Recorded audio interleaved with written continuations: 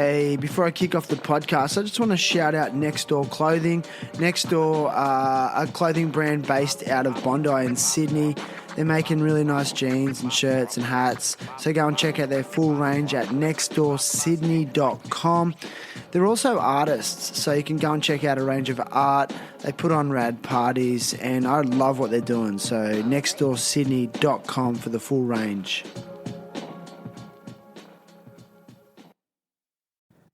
Hey friends, it's Shan here.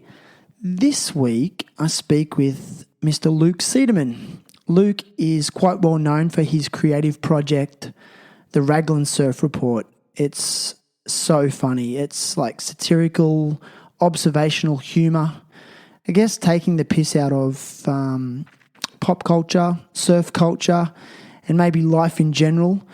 Luke and I sit down at my good friend Tim Morris's house in Uluwatu, Bali. Tim actually sits down and co-hosts this week, which is great to have his perspective as well. But it's a fun, laid-back conversation. Luke shares his, his life a little bit, growing up in the beautiful area of Raglan in New Zealand.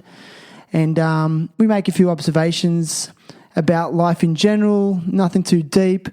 Luke defines the difference between a surfie and a surfer, and he also talks about the things he's noticed about the ever-changing Bali, which is great. After the podcast, Luke and I actually went and sat up in one of the warungs at Uluwatu, eating nasi goreng, getting sunburnt, watching the surf, and it was just nice to get to know him. And he was sort of briefly discussing some of the creative ideas that he's got sort of flowing through him. And I love his perspective on the world and especially surf culture. You may or may not know this, but Luke is also just like a ripping surfer. Go and check out some of his stuff on his YouTube and his Instagram. He's quite humble about it, but he's a great surfer. I love watching him. He's like a big man. He's like 6'2", 105 kilos, and throws himself around like a little guy. So again, great conversation, and I can just see he's a kind man, sincere as well, and I just absolutely love chatting to him. So please enjoy my conversation with Mr. Luke Cederman this week, aka the Raglan Surf Report guy. I'm sure he loves being referred to as that. All right, enjoy. Terrible Happy Talks. Terrible Happy Talks. Yeah, good to be here, man. Whoa.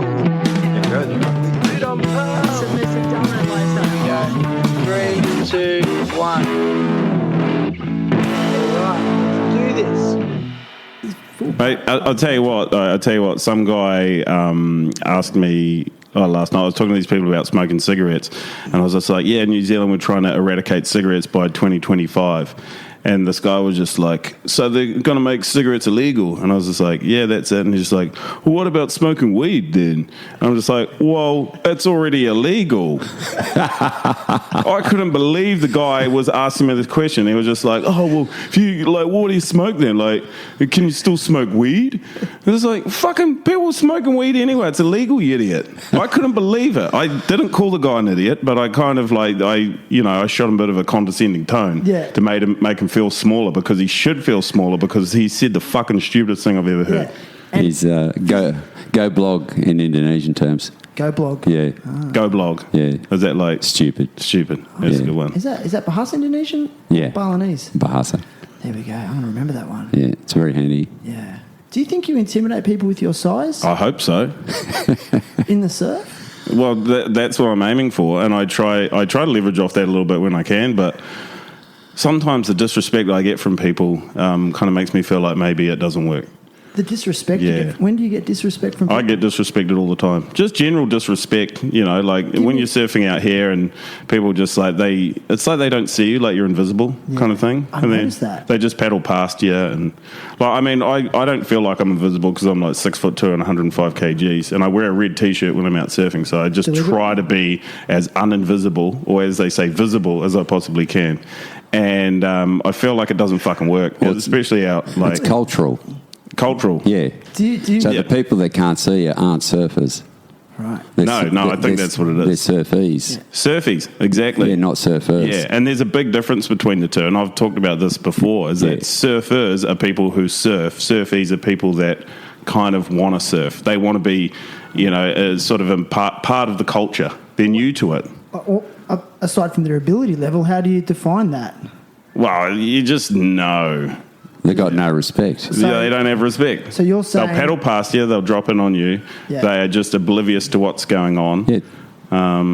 Yeah. Unconscious, mate. They're unconscious beings. They're probably from up in the hills. I won't mention the town. But you spot them. You spot them. They're easy. But they're everywhere here. They're everywhere, mate. How do you manage it on a personal level? You live here. I just sell them boards that are too short.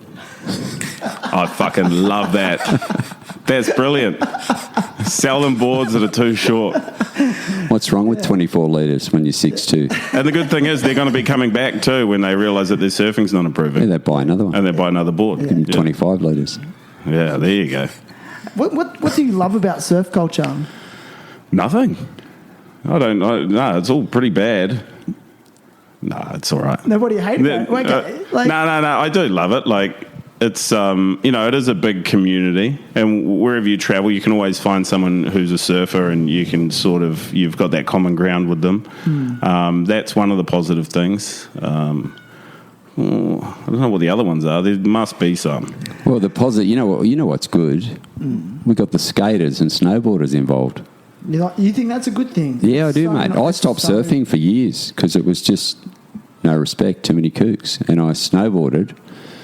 And then the company I worked for, we did surf, snow, skate. And the skaters were rad. They were more inclusive, and the snowboarders were inclusive. And it's not much fun skating or snowboarding on your own. Yeah. So it was really refreshing to have that, community, camaraderie. Like, it's unreal. If you want to drop in on a run, I'm like, mate, you drop in, I'll watch. Come on. Surfing's not like that. No, skateboarding and snowboarding, they seem more like encouraging of each other, to push each other and that sort of thing. But like surfing is just so self-absorbed and selfish. I've thought a lot about this, and I talk a lot about it on the podcast because, like, originally I'm a skateboarder. I grew up in a coastal area, but skateboarding was my first love, and then surfing, And I still struggle with that, but I just think it's the nature of the activity. Waves are rare commodities. The skateball's not moving anywhere. So I just wonder if that breeds the selfishness. It's like, I've got to get one. It might not be here for a few months. Yeah, well, that's definitely it, because you don't know if that wave is going to be the best wave that's broken that day, or the best wave that you've ever had, or whatever it is.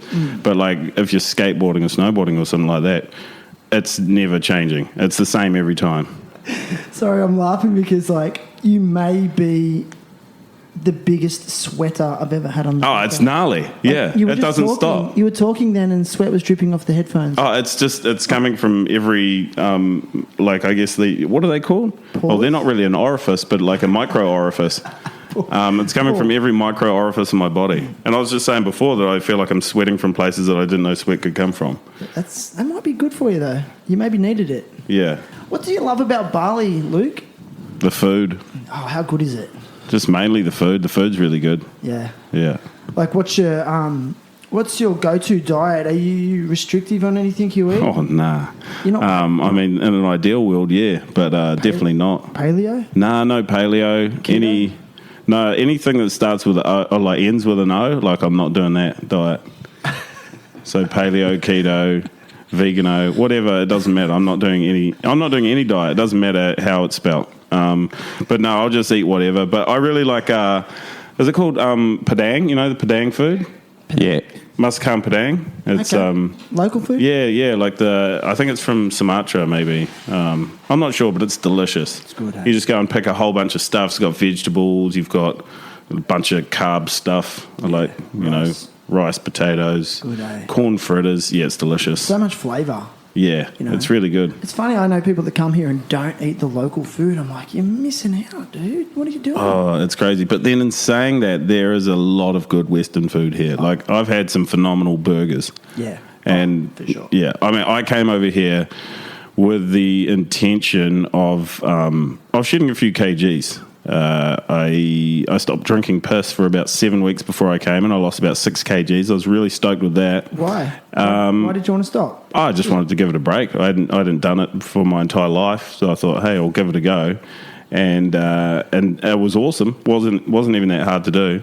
So I lost some weight, and then I came here, and I was like, all right, sweet. I'll see how I go with losing weight. And so the thing was, all the beers that I didn't drink in those 7 weeks, I drank them all since I've been here. Right. So that 6 kgs, it just boom, straight back on. Did the sweating counteract the beer? Sweating does nothing. So the thing with sweat is, sweat doesn't contain calories. So when you sweat, it's just liquid leaving your body. So then you just have to like get more liquid back in your body. Okay. Yeah. Interesting. I was associated with metabolism. So your metabolism is getting sped up, and so you're burning calories, and sweat's a byproduct of that. But I don't know. I thought that as well, and that's what I figured, because I was also doing lots of feces every day. Like, I probably have 5 shits, and I was pissing all the time, and I was eating. But the thing was, I was eating a lot of food as well, and I felt like my metabolism was actually speeding up.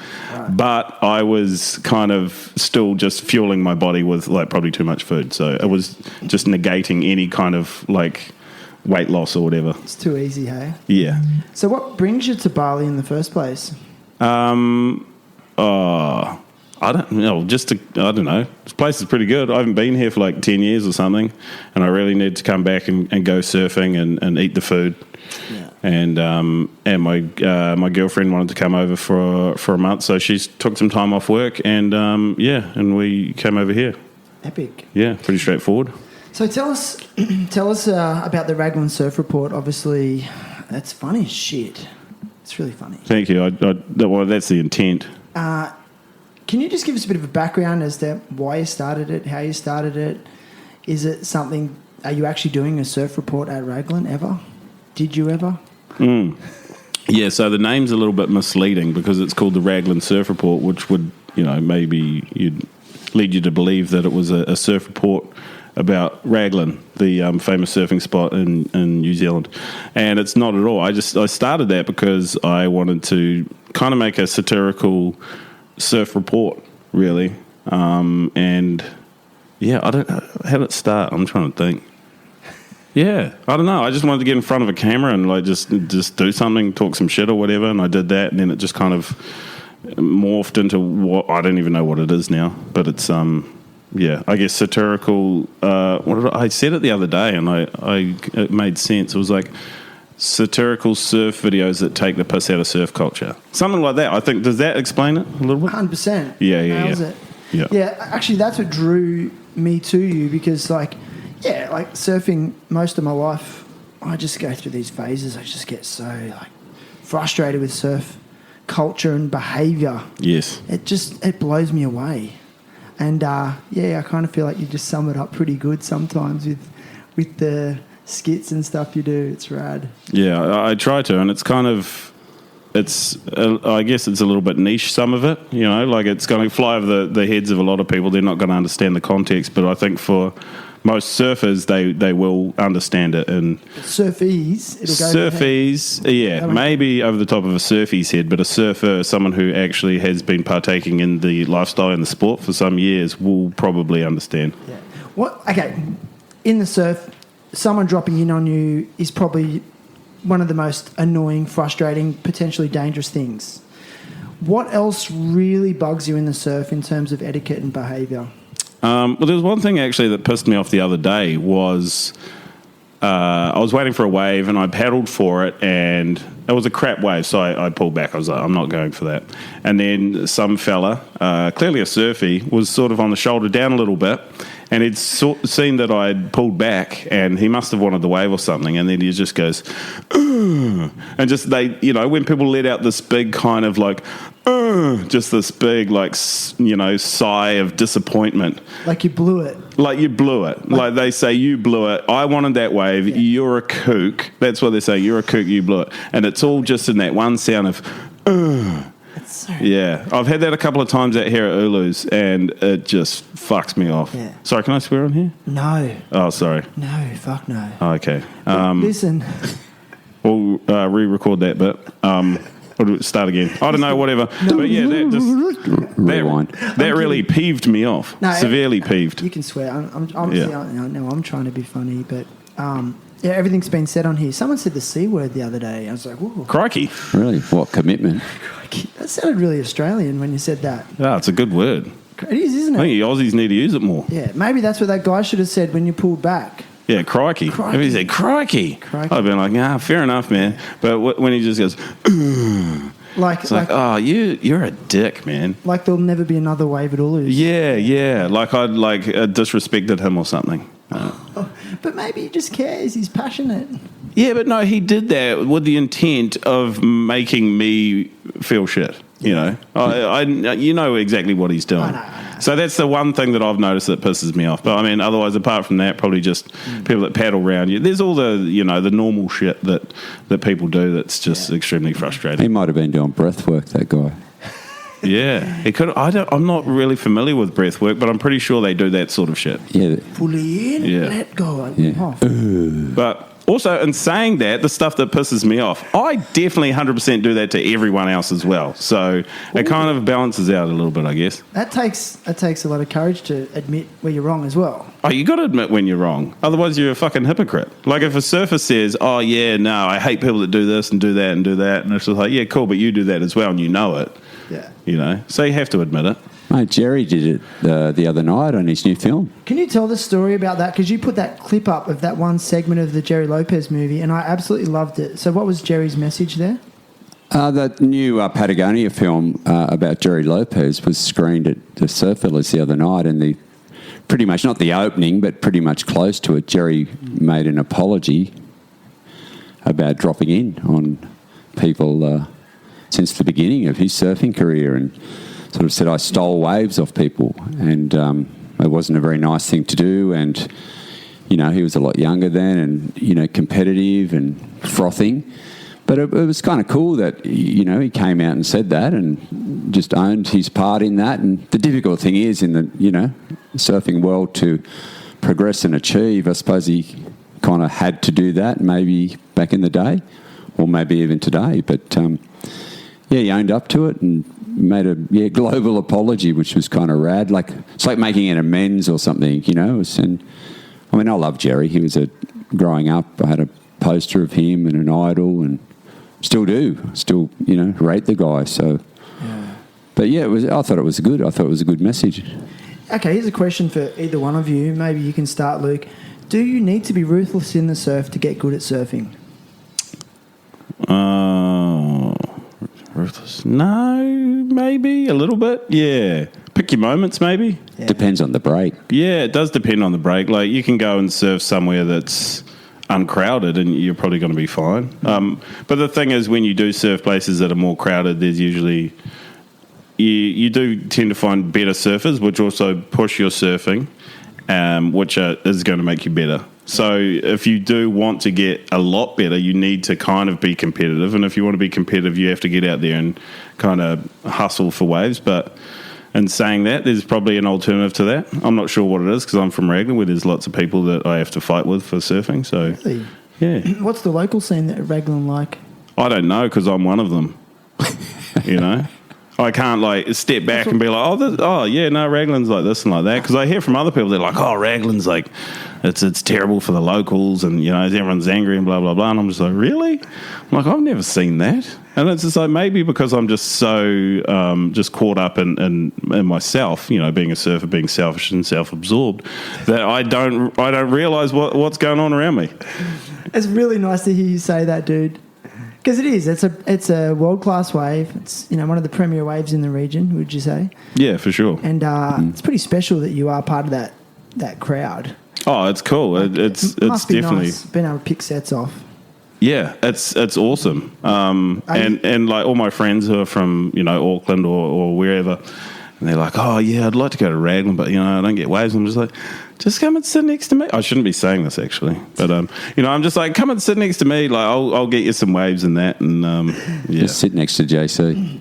JC, nah, he's way down the pecking He's order. down the order. He's been on a boogie board for the last 2 years. He's His bad hips and getting shit. old. Yeah, he is. He's Hip replacement. Yeah. The same vintage as you? No, Johnny's way younger than me. Okay. Yeah. Wow. Johnny couldn't drive when I met him. Oh, he still can't. Why not? Didn't have a licence. DUI? No, just never got round to Kiwi, mate. He just couldn't Just get to a the Kiwi. He couldn't Bloody get to Kiwi. the motor registry in Australia. It was too daunting. Interesting. Oh, that's fair enough. Do you Did give the same away? thing. Do you give waves away to non-locals? Oh, Okay. Here's a question. Nah. Here's a question. What does a blow-in have to do at Raglan to get a wave off a local? or just wait your turn, like anywhere. Just wait your turn.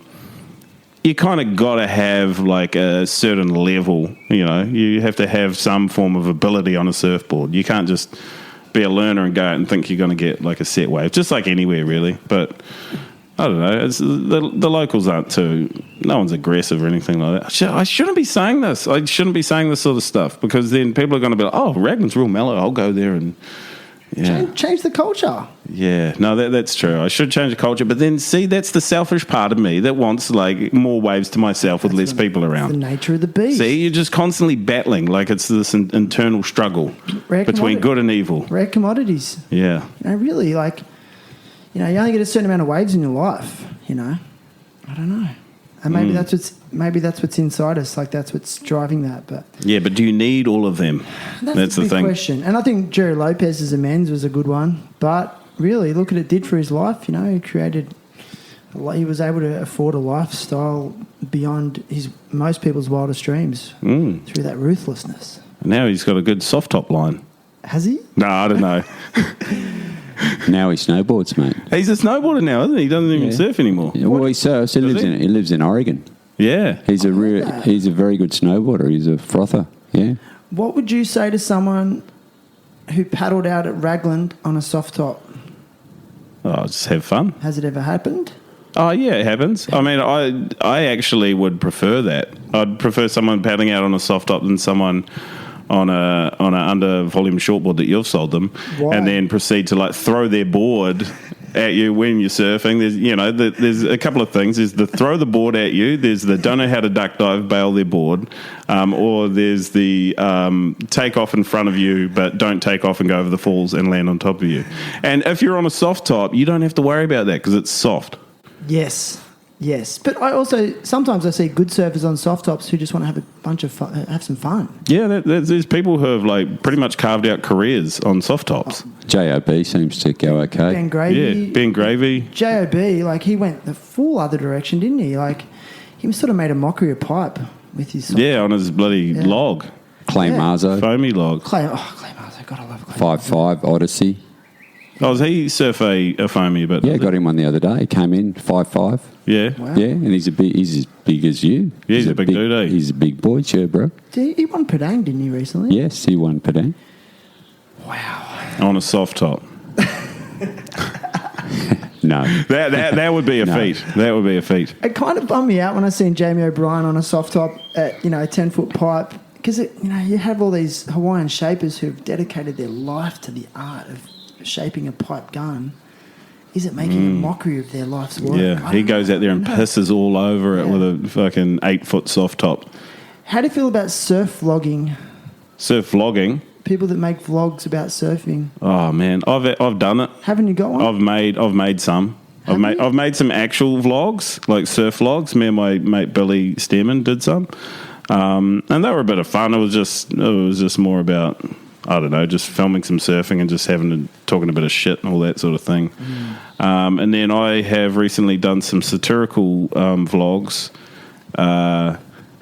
based on some of these professional surfers that we've been talking about, and just because I find them a bit punishing. I like what these guys are doing, and I appreciate it. But at the same You time, respect them. At the same time, it's fuck. There's some cheesy shit, Is it just a sign of our pop culture? Yeah, I think it is. I mean, surf vlogs were always going to happen. When you look at YouTube and that format and the content that people are creating on there, like it's inevitable that surfers were just going to jump on that and make the similar kind of like you know, all the travel vloggy shit, like just that whole genre of just like fast cuts, like it's less about the actual They got it's less about music. the story or anything. It's just about the fast music and just keeping you there because you're just like, whoa, that the image changed quickly and the song has this different beat and engagement, algorithm, appreciation. Yeah. Rather than telling like a story with some nice shots or, you know, whatever. Yeah, I feel like that's just fading away. There's still a place for it. Yeah, there is, but I mean, is it because people's attention spans are getting less and less? that's exactly what it is. That's why you have to make fast cuts. If there's a scene that's going on too long, people have been like, no, I need a change of image and some more music that hurts my ears. Just quickly put it on. Maybe that's why no one watches my podcast on YouTube. I reckon it is. I've got 2 camera angles. You got 2 camera angles. You need 7 camera angles and just chop like that. Do you think that'll increase? Oh, yeah, for sure. Yeah, people want to watch that for an hour. Yeah. And a drone. Oh, Get a drone flying around. Yeah. dude. Yeah. Do you ever get drones at Raglan? Occasionally, I've got one, but I never use it just because they're a pain in the ass to use. But do the locals get all like, don't be droning on Raglan? Nah, it doesn't matter. I mean, it's just another camera angle, really. Have you ever had any backlash to your satirical surf vlogs? No. From any of the people that are predominant surf vloggers? Nah. Without mentioning any names? No, I haven't, unfortunately. I mean, I'm waiting for it. Like, I mean, that's why I do what I do is to like piss people off, or not piss people off, but just just kind of get a bit of a response from people. Yeah. But was it that dude Poopies? Poopies actually liked my satirical surf Poopies? vlog. Yeah, because I had a character in the vlog, kind of like based on him, called Feces. I know, it's so funny, dude. And Poopies was actually like, this is rad.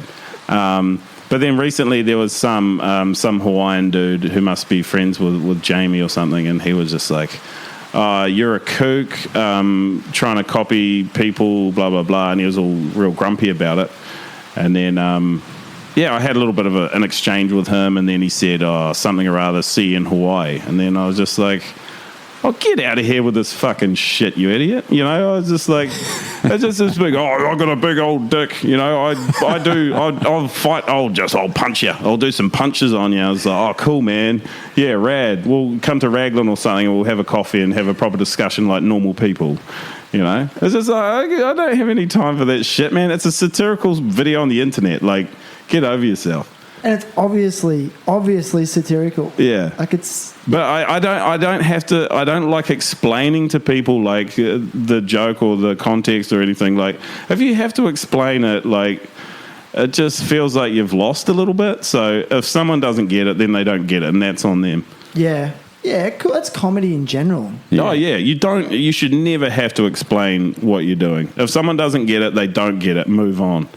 Yeah, and I feel like the comedy space, it's this protected realm where you can get away with shit because you should be allowed to. You can maybe sometimes be, racist, or you can be sexist. Hey, well, come on. Sorry, but they don't say sexist. Well, comedian or racist. I said it. I'm saying it. So stand-up comedians do it all the time, but it depends on how you do it. Yes. Yeah. But if it's obviously comedy, I mean, stand-up comedians are always on stage being racist, sexist, misogynist, like all of those. Bill Burr. Yes, but Bill Burr. But that's never really their intent, though. Their intent isn't to be racist or to be misogynistic, most of the time it's not. But it's to get a rise out of that, and just to kind of highlight that issue. I guess you're right. Actually, it highlights the idiocracy of those themes. Maybe promotes thought. Exactly. It promotes thought. It's not about the actual, trying to offend or trying to be misogynistic or whatever it is. It's about promoting the thought so people think about it. Yeah. Do you feel like that's what you're doing with your satire, promoting better surf etiquette and culture? Yeah, I try to. I definitely try to have some kind of, I don't know whether it's a lesson or a theme or whatever it is, but actually make people think. I think the last video I did was about wearing helmets in Bali. And Love that. and the whole idea was to try and get people to wear fucking helmets when they go on holiday in Bali, so they don't have to create a crowdfunder to get their remains taken back home, you know. And like the end of it was like, it was kind of like full on, because I was just like, oh, here's a crowdfunder to like repatriate your body or pay for your medical bills, which is quite a gnarly thing. And I'm sure people have like actually had friends who have been, you know, hurt or killed or whatever. But it's just like, the whole intent was to make people think about it. Like, the idiocracy of not wearing your helmet. Yeah. Have you seen the clip, Maury? Yeah, I have, and we've got helmets at the shop if you need one. Right, so come down. Really? I'll sell you one. There we go. This is the way to do it. Do they fit though, or you No, they fit. Sell them too small. I got my mate to change the fitting so they fit all unisex for everyone. And I don't know if I what's can use that the word. address? Where can people go? Mate, it's Lub1 site, number 52 Lub1 site, Uluwatu. Nice. Next to the bakery. Nice. And the good thing is the helmet you wear in the surf, you can wear on your bike. Oh, they're gaths. No, they're not gaths. They're like like a trucker cap. Yeah. With a hard shell for your noggin. There you go. So we don't have to crowdfund you. Yeah. Perfect. On the bike or in the surf. Yeah. I mean, you could wear it to bed. You never know what Yeah. happens in bed. You could, or you could wear it to Cuda. Yeah. Cuter. Need a hard hat around there, eh? Does Cuter even exist anymore? Nah, mate, Cuda. Well, Chungu. Oh, sorry, I changed The new it. Cuda. Yeah, the new Cuda. Chunkuta. Yeah. Yeah, like my friend who's lived in Bali many years is like now gravitates back to Legian and Cuta. Says that's the cool zone now. Oh, yeah. Back and forth. Things Yep. very cyclical, Cool aren't they? Yeah. It's just like all the kids now wearing like baggy jeans and like big skate shoes and shit. I know. That's what Cuda's going to be like, isn't it? Yeah, maybe. And I only just got onto tight pants, and now they're not cool, and they're back to what I used to wear in the 90s, Yeah. baggy skate jeans. So I'm bummed. I'm like, I got to now go back to where I came from, maybe. Yeah, but if you just hold on for long enough, it'll come back round. Oh, you think I just stick with the tight? Just stick with whatever feels good with you, and at some point in time, you will be in fashion. That's right. You stay with it, mate. Yeah, what you you've done stick with over- it. Mate, I just stayed with black. I just wear black because, black usually comes back in. It does, hey. It never goes out though. It's Yeah. always there. Well, you've got the all blacks. Yes. They're Yeah, always they're out at the moment. They are out of the Yeah, moment. they're not doing too well. I don't follow rugby because I don't like it. That was a question I had. Yeah, I know. I could You're see the- you. are I you- could see you asking it, but I answered it before you even, asked the question. Never I been, don't like that. mate. I Since don't like Lomu it. left, it's never been the same. Yeah, once Jonah Lomu was gone, Mate, he was the All Blacks. They had the Lomu burger at McDonald's. Did they? Yeah, bro, I had one. It was choice, bro. In New Yeah, I Zealand? bet it was. In NZ, bro. No way. Well, I can't remember it, but Well, you're too young. Are you Yeah. the only New Zealander who doesn't follow the rugby? I don't know. I feel like there's other New Zealanders. I mean, not many, but it's definitely something that is. It's a big part of New Zealand culture, the whole rugby thing. But I'm not a fan of it at all. Yeah. As an Australian, I was travelling around Europe once backpacking, and it's got really exhausting meeting Kiwis. And the first thing they would say is like, "Oh, bro, we smashed you. All Blacks smashed you in the World Cup again, bro." I'm like, "I don't follow it. I'm sorry." Yeah. What? Like. How about the Springboks? I'm like, I don't even know what's a Springbok. You know what I mean? I missed all that. I don't know. And then I feel bad because it's a good thing. Makes a lot of people happy, and it really breeds a great culture in your country. On a serious note, Some of it is, and some of it's not. Yeah, but I think one of the things that New Zealanders really love about the All Blacks is we've got something that we can call our own that is like kind of top of the tables internationally. And if we can get one up on Australians, like for a lot of New Zealanders, that's actually a big thing. And so that's why they will say, oh, yeah, we smash you. It's like this competitive thing. And like you're just like, I don't care. But New Zealanders will be like, because we've got like this inferiority complex. I mean, this is a generalisation, obviously, but I was talking to someone about the other day, and they're just like, oh yeah, we're like Australia's little brother, and blah blah blah. And I'm just like, no, we're not. We're just like New Zealand. Like we're no one's little brother or anything. Like that's just what you think. You think that we're like this kind of little oppressed country compared to like Australia, who's our big, more powerful brother, and we've got to like beat them at rugby and all this sort of shit. And then while Australians are just like, oh yeah, whatever. Like, because I've always wondered why they always want to get one up on us, and why do they feel inferior? Because in my opinion, I think it's a great country. Like, it's beautiful. It's got good surf. And I love how everyone identifies with the Maori culture, even like the Anglo-Saxon New Zealanders. Really, you see them wear their little tickies and they're proud of their indigenous heritage, Yeah. And I really think it's something Australia should be following suit. We should be more proud of our indigenous heritage, and we don't cling to it enough. Well, you're making some steps towards that, I guess. Oh, it's been slow progress. Yeah. Yeah, so I've always really respected that about NZ, how much you guys, sort of identify with it. But I want to just ask you a few questions, like, where did you grow up? You actually grew up in Raglan? Yeah, grew up in Raglan. And describe your childhood there. Oh, fuck, I can't remember that.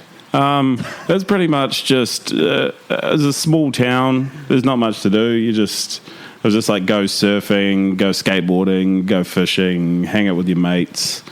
Very little trauma in my childhood, actually. You mentioned that. Which kind of like, I mean, it would have been cool to have some shit to overcome. Like I feel like I would have been more successful or something. I would have had like better stories if there was just like, some form of trauma. But I mean, I guess I'm pretty blessed. Oh, fuck, I said blessed. I've never said that before. Fortunate. No. I'm pretty fortunate to... Why don't you like saying blessed? I think it's nice. It's just a weird thing. It just makes me think of people just saying hashtag blessed, It's like, oh. So you're not hashtag woke? Definitely not hashtag woke. Oh, I fucking can't stand those people. Growing up in Raglan, great place to do it. And like now you've got like, Raglan's getting a lot more busy. It's getting more developed because it's a awesome place and people want to go and live in awesome places. And so I think people are moving from like the cities and stuff and raising children in a place like Raglan because there is, there's a lot of cool stuff to do for children. What was school like for you? Oh, I can't remember. Were you a good student? It was all right. Nah, I wasn't really. I was a bit of an arsehole. Well, not an arsehole, but I was just like, I just kind of like question everything. Yeah. Just... Were you, were there any particular subjects at school you were good at? I liked English, just like writing and all that sort of stuff. Yeah. And anything with sports. Okay. Yeah, sports classes. Yeah, sports classes. Surfing class. Yeah, we had that actually. That? Yeah. Yeah, nice. Yeah.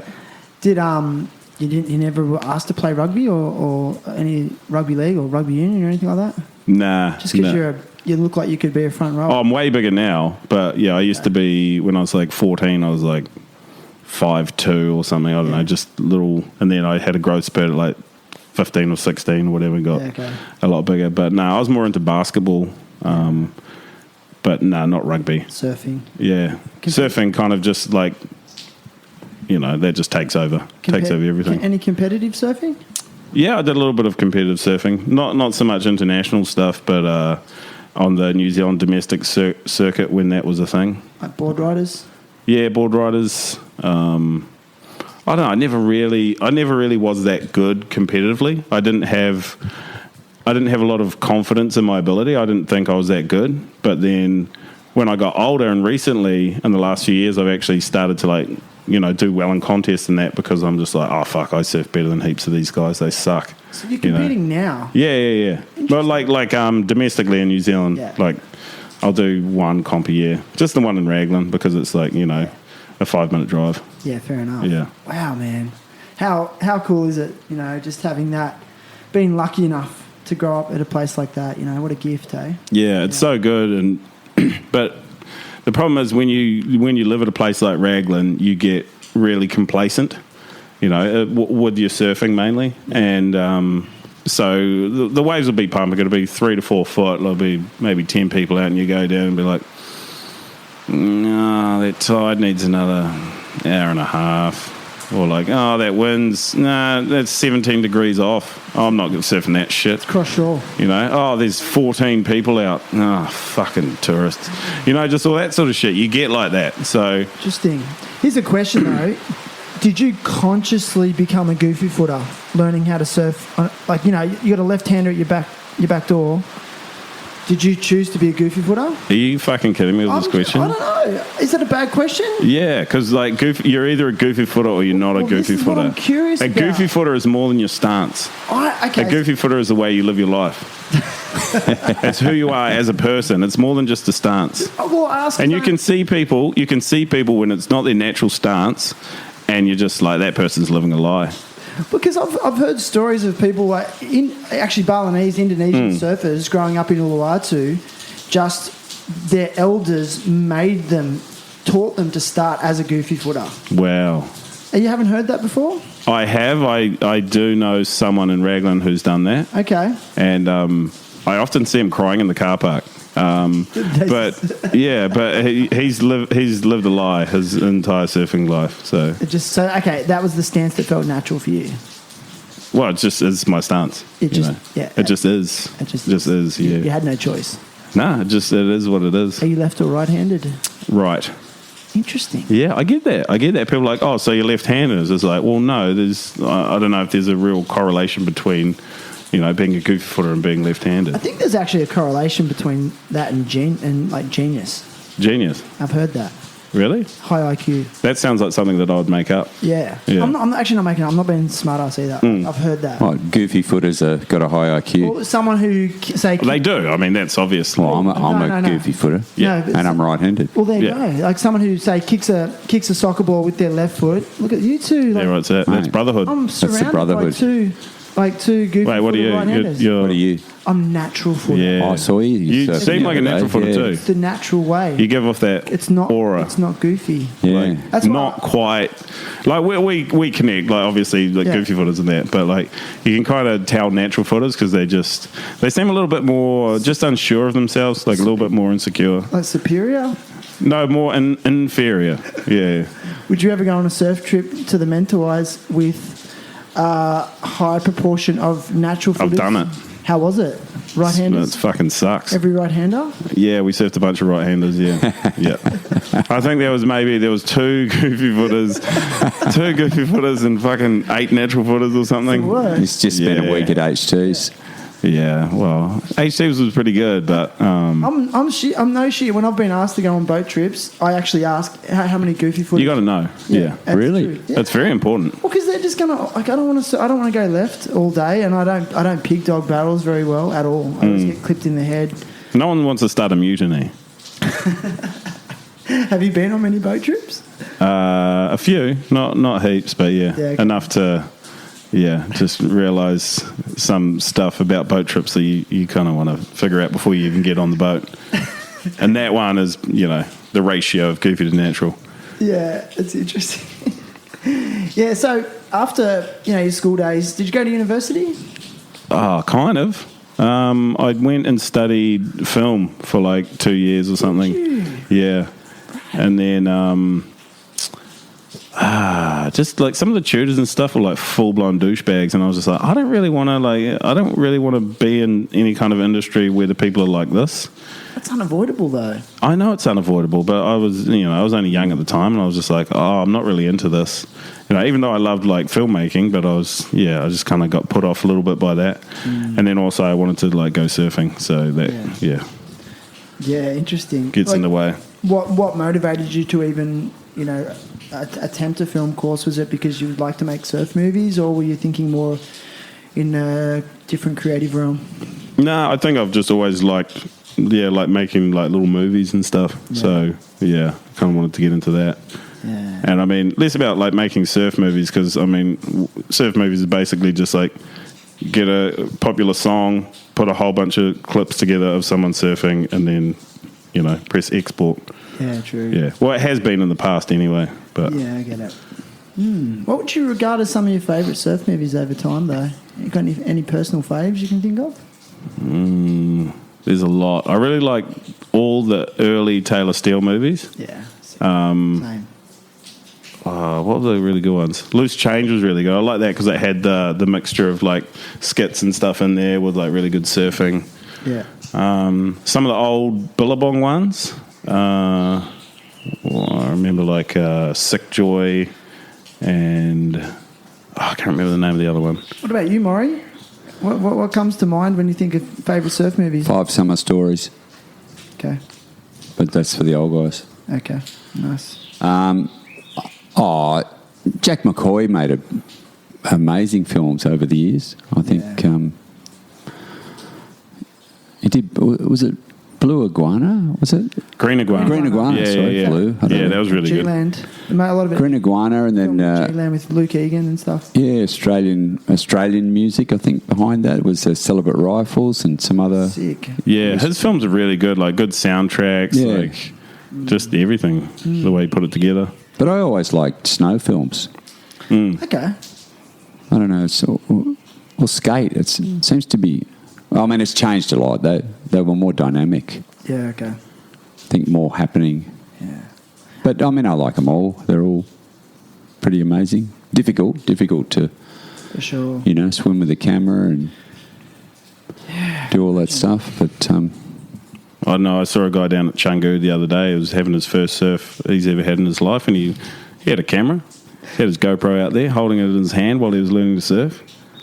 amazing. Yeah, You have it on a stick. Yeah, he had it Not on in a his stick. mouth. No, he was holding it on a stick and trying to pop up and Trying to paddle. surf. Yeah, He's going to critique himself at the end. yeah, to try and get better.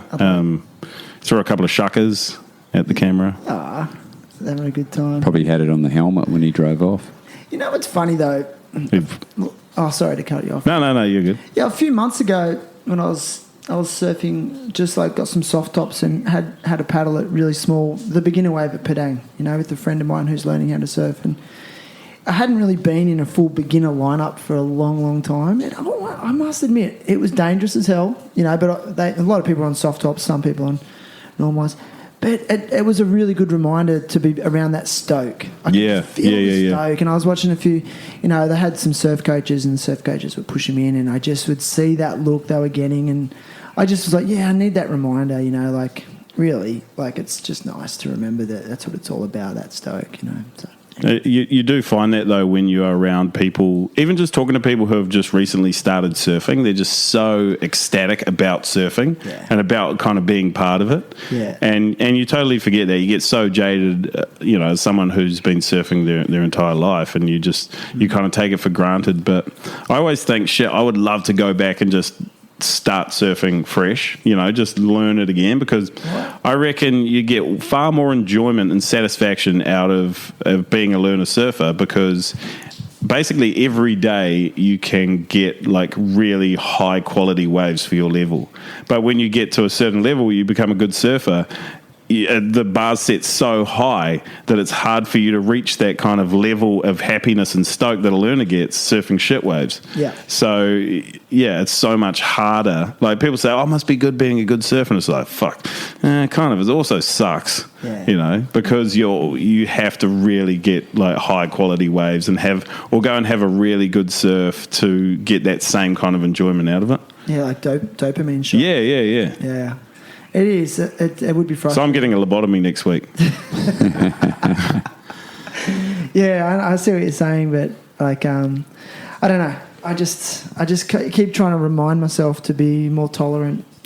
I guess the ones that really frustrate me are the surfies who have now got to a bit of a level where they can paddle quite good and get into position and maybe stand up pretty good on some decent waves. They're the ones I struggle. Yeah, and then they start going. Yeah, and then they catch a wave, and then you realise that they don't know how to bottom turn or whatever, and then they sometimes ditch their board, and the onshore, offshore blows it at you, and as you like, stuff like that. It's scary. Yeah, that's what scares me. But I just let's just keep putting those messages out there. I just think it comes back to tolerance and patience too. A lot of that, Yeah, you got to be really patient, and I think surfing places like Uluwatu, you kind of you really got to practice it out there, or just anywhere that's got a crowd. Like, you can't let it rattle you, because people are out there and they want to do the same thing that you're doing. So that's exactly right. So aside from some of the work you do with Raglan Surf Report, is that a side hustle, or do you have another job?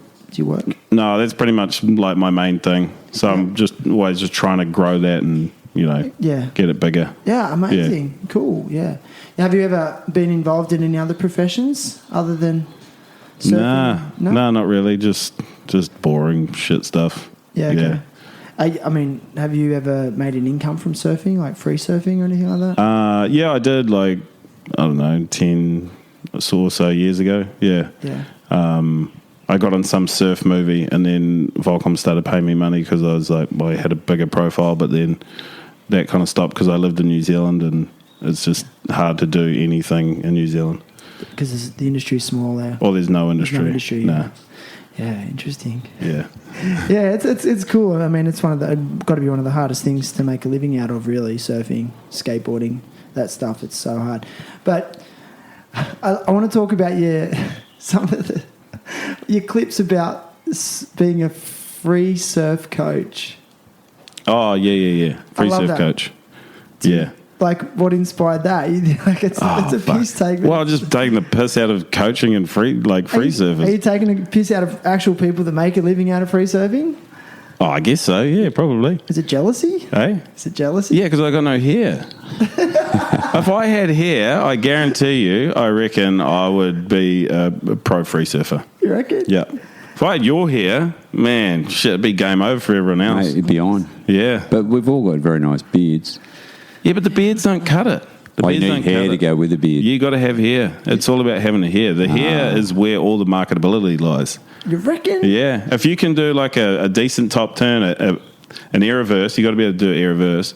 I can do both those things. And so if I had that coupled with like some hair, man, fuck. Yeah, it'd be crazy. Look at some of the young I'd have guys. a profile movie and shit. Mate, Yeah. look at some of these young guys. It's the 70s all over again. It's crazy. Yeah. You look at some of the Aussie kids and, mate, they've got good hair. Yeah. I'm jealous too. Yeah.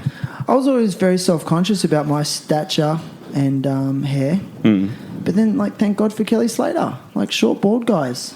Yes, like, gave us a bit of a chance in Yeah, he's done wonders, social, for like... social standards, even hierarchies in the surf. Yeah. You know, it's like, I used to, like, when I was young, it's just too short and bald and whatever. And then, well, no, I didn't go bald that early. I'm making no sense. But, yeah, I don't know. It's like sometimes, you know, if I've got a big tan, a nice tan, people go, oh, he looks a little bit like Kelly Slater. We'll let him have a go at that one. Yeah, you need to shave, though. And then I go over the falls and then or a nosedive. Yeah. Then I don't get another wave. But Yeah. I brought this up the other day, and I was saying that I wonder if, like, Kelly Slater is still competing at the age of 50 because he would fade into obscurity if he tried to become a free surfer because he doesn't have hair. Well, that's a good question. And would he be who, like, if he had tried to go the free surfing path with no hair, I feel like he would have failed. You reckon? But in saying that, I reckon he would have become so competitive and he would have known that he needed to grow hair that he somehow would have just, like, grown hair. I reckon. He would have fucking figured out a way. What do you reckon, Maury? You got blessed. Mate, look, thank God for Mum, hey? Good genetics. You got blessed. I don't know what to think about that one. Like, I mean, hair's good because it helps you not get sunburnt. Oh, that's a good point. Oh, yeah. Oh, man, I've been torched here. I mean, I don't know if I'm hanging on to the past, but I like the 70s. It was good. It was about free surfing. The industry wasn't what it is, so it was kind of, for me, it was a lot more fun. And we all had hair then. I mean, everyone had hair. Yeah. It was good, mate. Look at the films. It's like... Maybe you're right. Maybe those guys that went bald just quit surfing back in the 70s and 80s. Do you think? Well, I think, yeah. Well, if you look at all the films... Yeah, name some of the good surfers who were bald from back then. Tom Carroll. Yeah, he still had his little curly top thing. Tom had curly then, yeah. That's gone. Tom Carroll, but he was... No, he was a competitive surfer, though. Yeah. Wasn't very just a free competitive. surfer. Yeah. Yeah, it's interesting. It'll be interesting to see. I don't know, mate. Kelly's- Kelly. Is Kelly the only one? Well, he's a competitive surfer. No, without hair. Who's really good? Nah, there's a bunch. Well, I'm just talking like free surfing. Like competitive, you can do it competitively because it's not all about the marketing, Doesn't right? matter how you look. No. Well, I reckon, though, Interesting. when Kelly retires, he will make a free surfing career for sure. He's probably the only one that can do it bald. He will because he's already established himself. Yeah. You know? And it's like a good-looking dude. Yeah. You know? Interesting. He's a good human. He is a good human. Yeah, good guy. You're a good guy too. He's very thought. He likes to stimulate a bit of thought in his opinions. I think it's good. You know what I find interesting about Slater? He'll engage online with trolls. With trolls and negative comments on social media. I find that really interesting that he actually will take the time to even, get involved in a tussle. I reckon he just likes it for a bit of fun. I think he's bored, maybe. Yeah. He's just on his phone and just like, oh, yeah, fucking... Yeah. What's old... Whoever Brian6299 fucking got to say here. Yeah, he'll bite back. Yeah. Yeah, good on him. That's right. Well, listen, man, how you feeling? You had enough of this yet? I feel like I've stopped sweating profusely. I've noticed that. Yeah. It started raining too. Cooled down a bit. I think that's what it is, eh? It's nice, mate. Yeah, it has. It's cooled down a lot, hasn't it? So what's next for you, Luke? Like, what's the next move? Good question. What's the next life move? Got anything on the horizon? Going home on Tuesday. That's as far as I've got. Okay. But yeah, no, I just want to make more. Oh man, I don't know what to call it. I was going to say content. I hate that word. Yeah. Pisses me off. Make more films. Okay. Videos. Short films. Yeah, short films. Make more short films, and make them better, and do more of them, and then maybe hopefully more travel. I'd like to travel more, make films abroad, like I've been trying to do here, but it's too hot, and the heat really just gets to you. You said earlier before we started that it's counterproductive. It is. I've definitely found that, yeah. It just zaps like all motivation, and then if I want to go like film something, you got to do it like early in the morning before it gets really hot, because I went and tried to film something a few days ago in the afternoon, and I was sweating on my camera. Like it was just too hot. My shirt was just saturated in sweat, and then there was sweat all over my camera, and it was just it's not good. You've got to adopt the local lifestyle. Get up at 4:30, do you kind of what you want to do, and then have a snooze or a rest during the day, and then more later in the evening. Yeah, it definitely seems like that. You look at midday is just too much. They're all at the local market in the village at 4:30 in the morning. Like have a siesta. It's very active. Yeah, you can't, mate. Middle of the day here, no way. Nah. You're right, it just zaps you. Yeah. Well, I went for a surf at Canggu in the middle of the day the other day, and it was just, oh man, it was just too hot. Interesting. I've got a question. Yeah, go. This is kind of a, not taking the piss, but sponsors in New Zealand? What about Raglan Roast? Raglan Roast. Oh, that'd be a good sponsor, eh? Well, on the pun, right? Having a roast. Yeah, right? yeah. And then you got Raglan as a roast, but very good coffee. Okay. Very good coffee. Yeah. Brown Lightning. Is it good? Yeah. I've never heard of it. It's wicked, bro. Yeah, it's real wicked. Yeah. If you don't mind me asking, Luke, are you able to turn a livable income from your projects? Hopefully. Nah, yeah, I can at the moment because I've Jack Link's beef jerky, the best beef jerky ever in the entire existence of beef jerky. Is it really? Yeah, it is. It's fantastic because they pay me to make videos. Okay. So, Kiwi beef jerky. It's international, but the jerky that I get is New Zealand jerky. Grass fed or grain? Grass fed. Oh, the good one. Yeah, the good stuff. I'm down. Yeah. Yeah, I'm just curious, because I think you're really quite popular, and I'm like, is that sustainable? Is it sustaining your lifestyle and income? It does. Also merch too. So if anyone's listening to this and wants some merch, I don't have a lot at the moment, but I'm looking at getting a whole bunch when I get back home. Sweet. So Raglan, what is it? I don't even know my website name. TheRaglanSurfport.com, and I've got some cool T-shirts. Probably have some hats. I mean, obviously none at the moment, like I said, but I'll get there. But yeah, that's a good one as well. Little side hustle. I'm taking notes on this. Yeah. Merch is always good one. Just make some T-shirts with some weird shit on them, and I don't know. So where can people find your stuff? Like YouTube. Where do you want to direct people? Where is it? Instagram, and my Instagram is @Raglan Surf Report, And then YouTube, same thing. Facebook, same thing. Okay. Yeah. Cool, man. Check it out. So Oh, my podcast too. Yeah, it's the same thing. YouTube, the Raglan Surf Report. Yeah, it's all just it's the same thing. Raglan Surf Report. Yeah, do yourself a favour if you're listening. Go and check it out. It's funny shit. If you're a surfer, surfee, or just someone who's interested in surfing, I think it's good. And I also think there's some, whether you like to admit it or not, Luke, it's got some really good underlying messages, which I really respect, bro. So Thank you. Thank you. Now, I ask all guests to come to the podcast with a cause they want to support or advocate for. We were discussing it just earlier, and we were just Burn all surf skates. Oh, I was going to ask you about that. Yeah.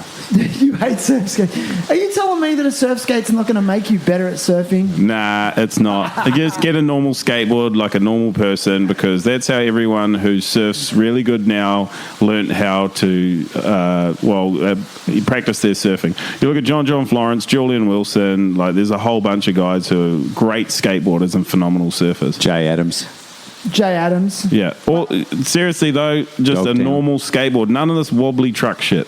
So not surf skate. You're No, either skateboarding. Skate or surf. Actual skateboarding. Yeah. Skateboarding will help you surfing. Yes, brother. Yeah. Yes. The one thing that skateboarding has hindered with my surfing is that if I skate a lot, when I surf, I'm too front-footed. I put too much weight on my front foot. That's the one thing I find that's annoying. But I've never surf skated. I had a go on one once where the truck's backwards and it just turns like a...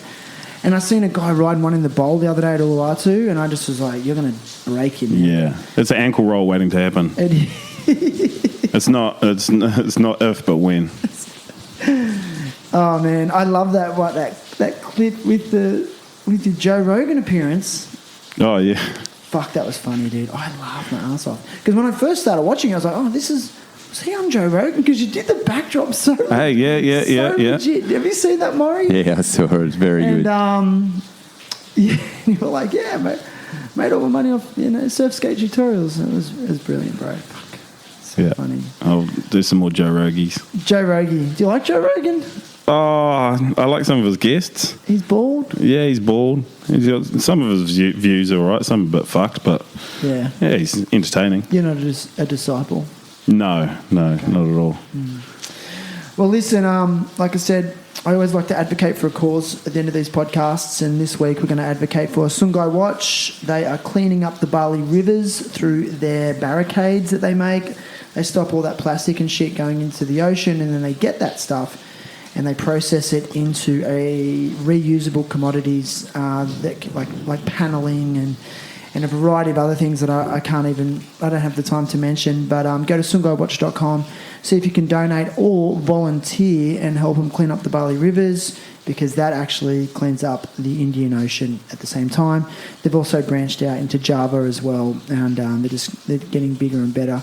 Sam and Gary Bench and Gibb have been on the podcast, so you can listen to their episode and get an insight into what they do. And you can find this episode on all the major platforms, such as Apple Podcasts, Spotify, Buzzsprout, Stitcher, iHeartRadio, Overcast, Podcast Addict, a few others. But whatever platform you like to listen on, it really does help. If you just write a review, even if it's bad, just write a review. Give me some feedback. Tell me how I can improve, stuff like that. And that's about it for me. Thank you, gentlemen. Thank you, Luke. I'm stoked. And Cheers, thanks for having me. thank you, Mr. Maury. Thank you for letting us use your space, sir. My pleasure. Anytime, boys. All right, let's go and get cooler. It's hot. See ya. You.